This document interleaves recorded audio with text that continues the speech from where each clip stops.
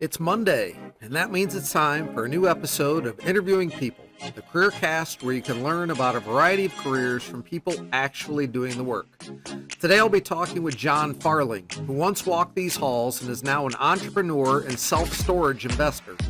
Jon will be sharing about his journey to becoming an entrepreneur, investor, and much more. So enjoy the show.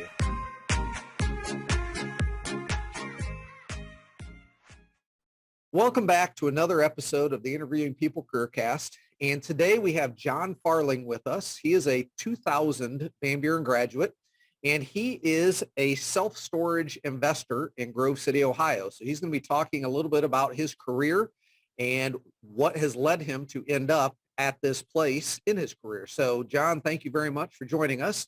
And I'd love to hear just a little bit about you in high school. Could you have ever seen yourself where you are today when you were in high school? What were some things that you were expecting for your life as a career when you were in high school? Yeah, well, first of all, thanks for having me. Hopefully I can provide some value, and excited to get going here. Yeah, in high school, I was mostly about sports. My biggest sport was basketball. Played basketball, ran track and cross country. So as far as a career, I had no idea. Even college, I was late to the party. I feel like I probably got accepted right at the deadline, whatever that was. I just didn't really know I knew I was going to go to college, but as far as a career path, I had no idea.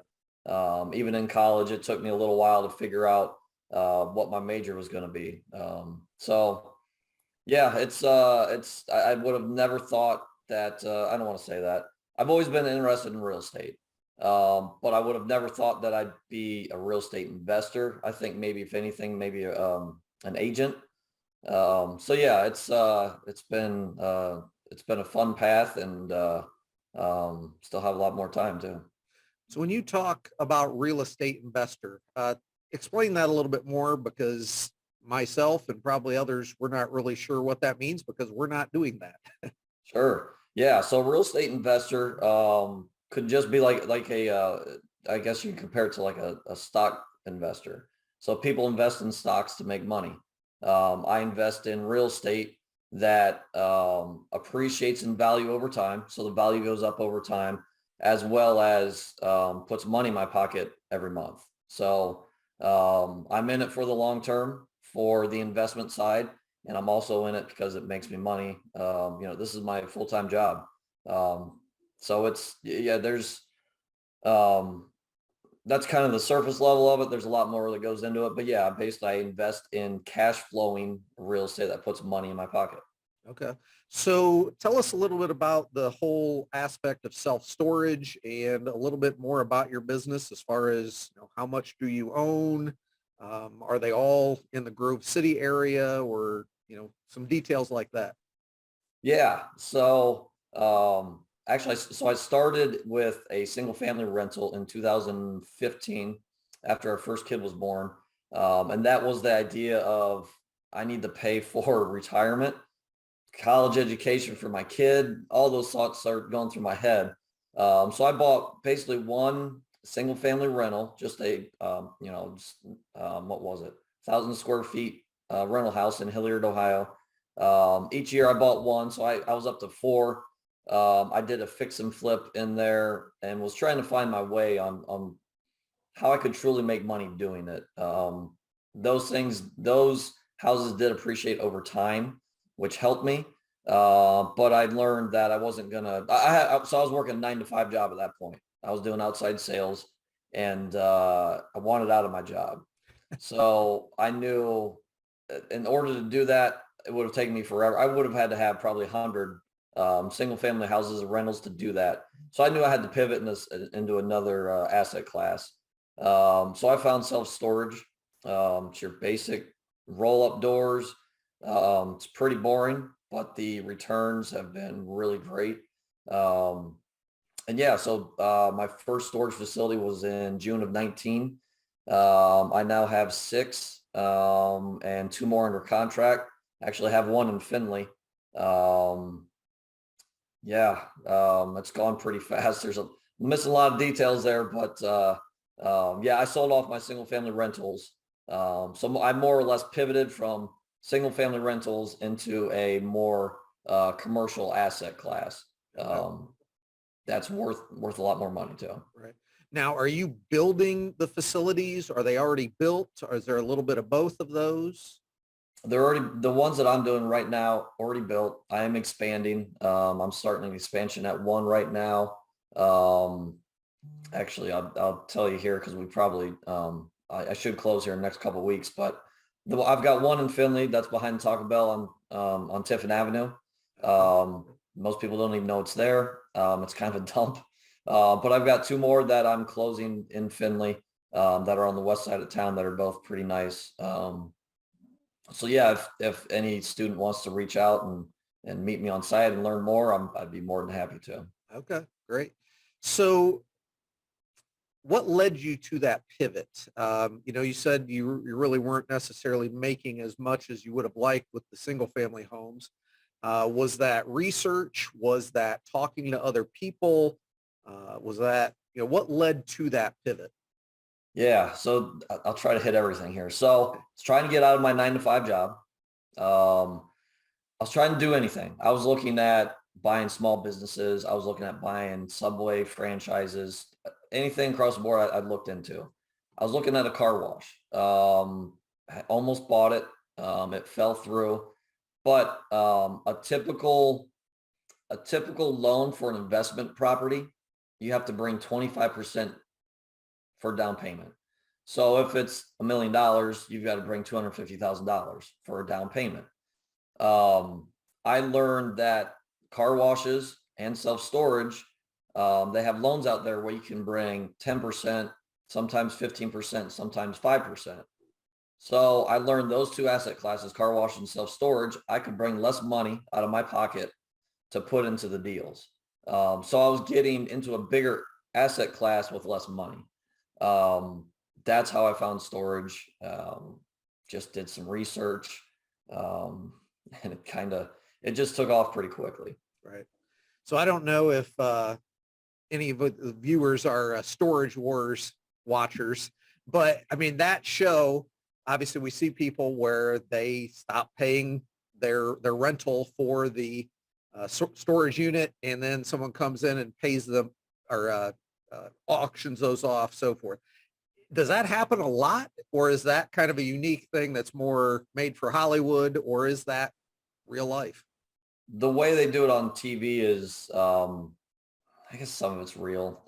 But yeah, so when I had just one facility, I was doing maybe 2 auctions a year.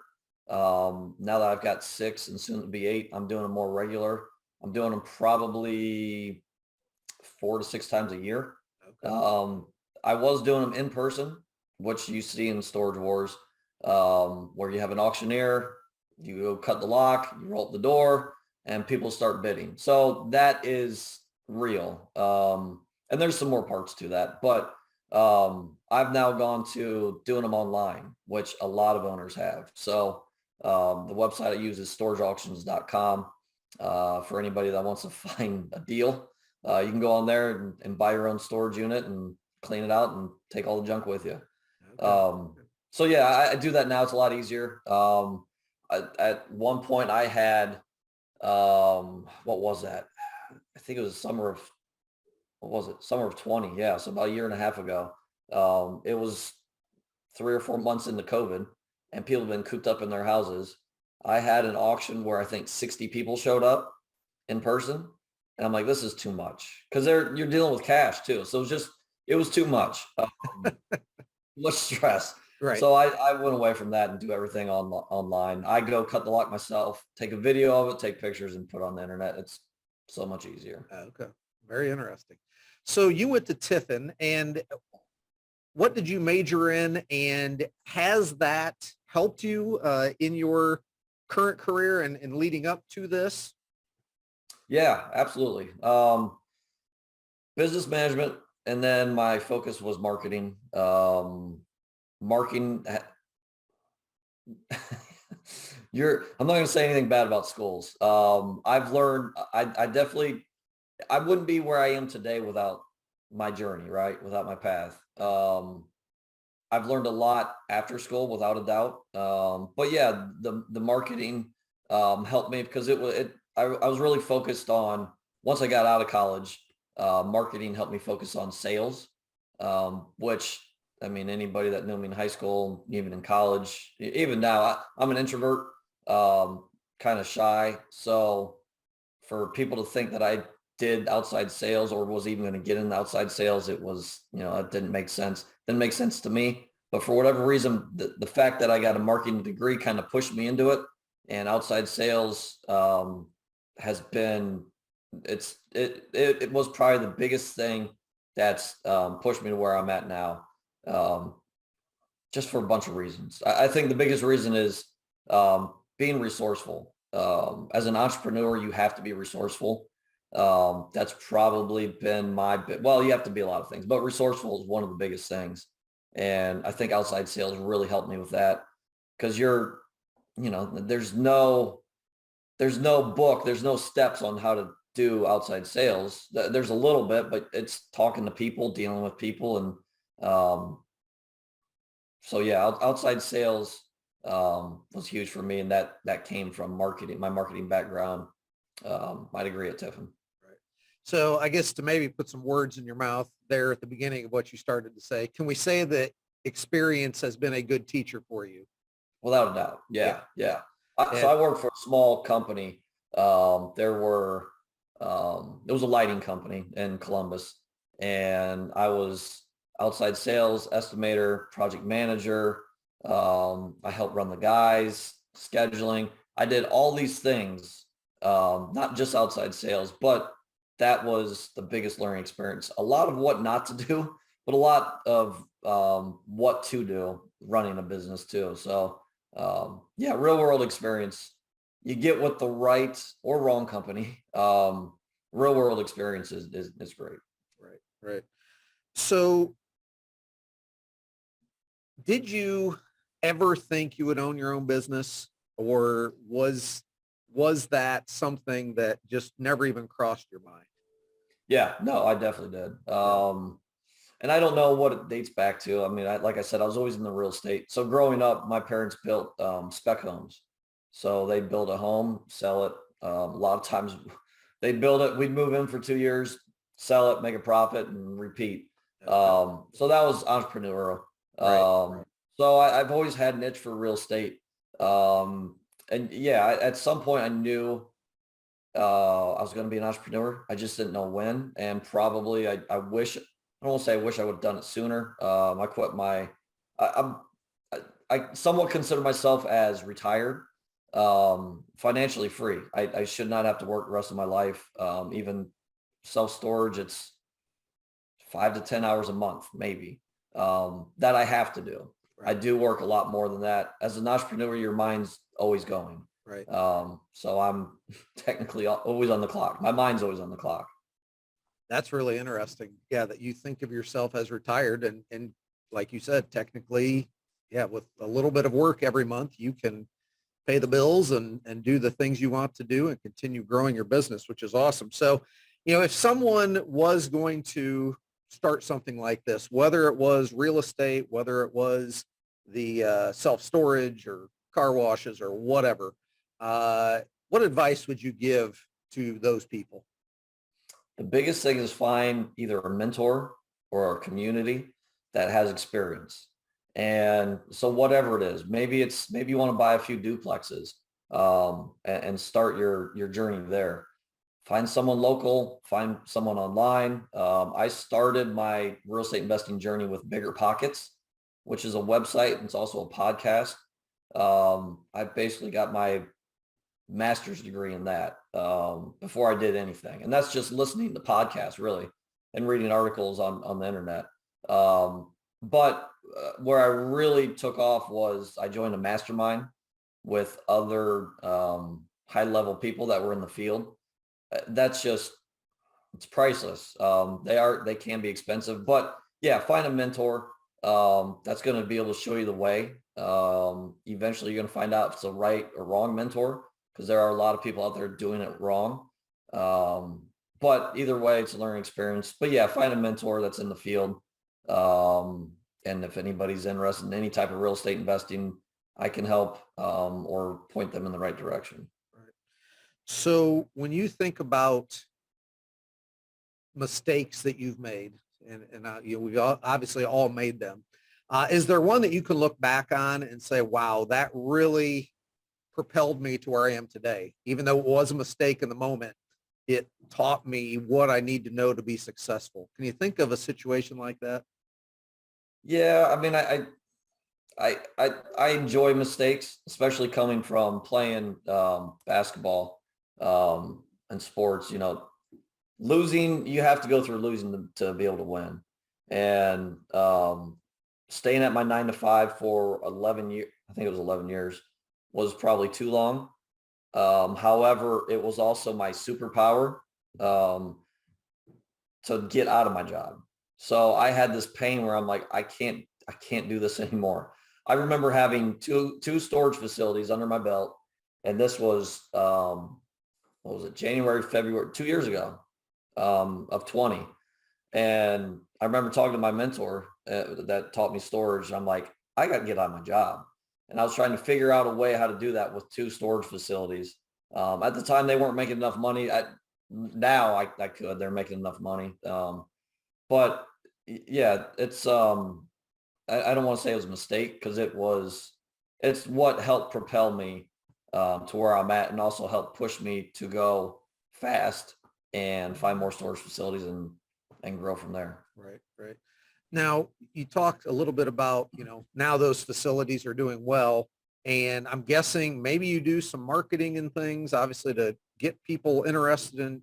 So talk a little bit about building your brand and what has gone into that, and how you've encouraged people to, use your products and so forth. That's a great question.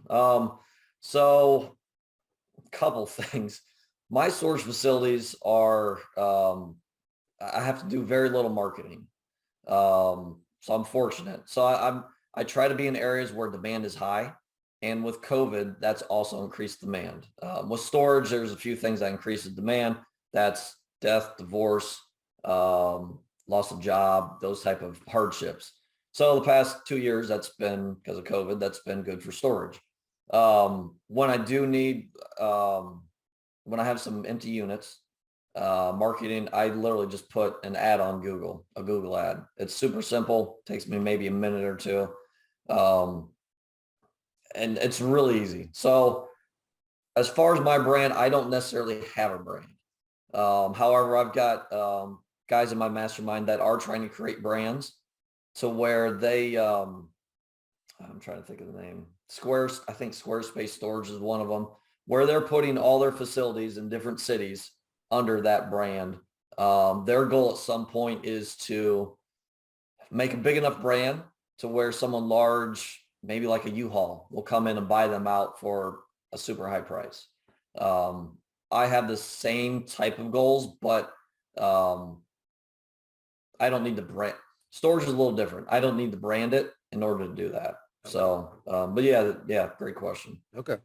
So, is there anyone who's been, I know you've talked about the mastermind and so forth, anyone specific that you've met in your post-high school life that has been overly influential for you, and helped you develop into who you are today? Yeah, I mean, a bunch of people, but the past couple of years, actually, we're going about 3 years. His name's Mike Wagner. He's out of New York. He taught me storage. However, for him, he actually, he's got 3 young kids, but he travels, I think it's 8 months out of the year in an RV. So he invests for lifestyle, which I do as well. I don't travel as much. But yeah, my life has completely changed. I mean, it's done a 180 since meeting him about 3 years ago in all aspects, business, lifestyle. So yeah, he's the first one that comes to mind for sure. Very cool.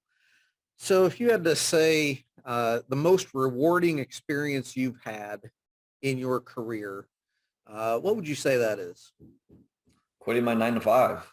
That was, I mean, again, it's kind of, and not that I don't like talking about it, but it's because I don't consider myself retired. However, there are people that um, want to get to that level to where you've got enough money coming in every month and then some to where you don't have to work again.